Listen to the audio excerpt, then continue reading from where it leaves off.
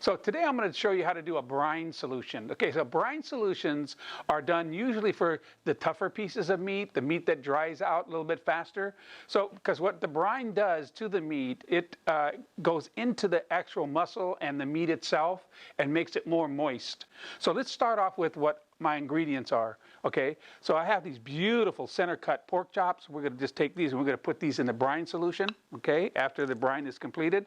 And this wonderful beef shank here, almost like an ossobuco, right? So we're going to just take these two pieces of meat and I'm going to put these right inside of my container where my brine is going to go in. Okay, so I'm just going to put this right here.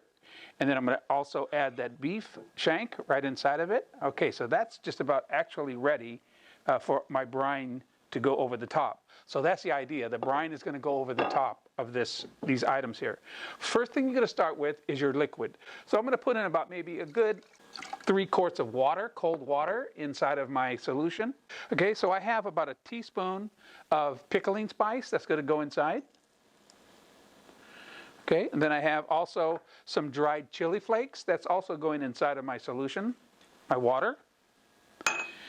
Okay, then I have Tajin. What Tajin is a spice from Mexico that has dried chili flakes and chili peppers in it, and some lime that's crushed in it. It gives it a real nice lime taste as well too in your brine. So I'm going to add a tablespoon of Tajin. Okay, so about a half a cup of salt right inside of the brine solution. Okay. And then also add what you could find at the store, orange pepper. I like that orange and lime combination taste to my brines because it has a real acidy taste. It breaks down the meat and it absorbs into it. And it really gives it some great flavor, the orange and the lemon and the lime that are in these spices. So I'm going to add that a good tablespoon of the orange pepper spice in there. And then I'm going to add about 6 whole bay leaves right inside. Okay, so the idea with the brine solution is, and then I have a cup of brown sugar. So we're going to add the brown sugar in there. Just stir that up a little bit, because what you're going to do is you're going to make sure that this comes to a nice simmer.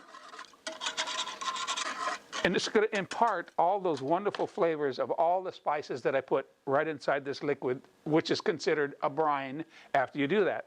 So once this simmers, what you do is you don't pour it right away in your meat products or your chicken or pork or whatever you're going to do. And the reason why is because it's so hot, it's going to boil your meat item. So when you're done with doing the brine and it's simmering, you take it off the fire, you put it into the refrigerator for about maybe a good half hour, maybe an hour, so it all cools down.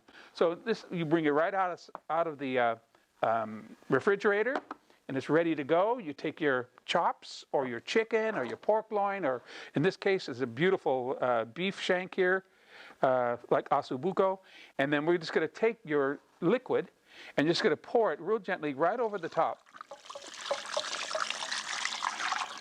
of the mixture already completed. Make sure it's all out of there. Anything that's in there that's at the bottom, you're just going to scrape it out a bit.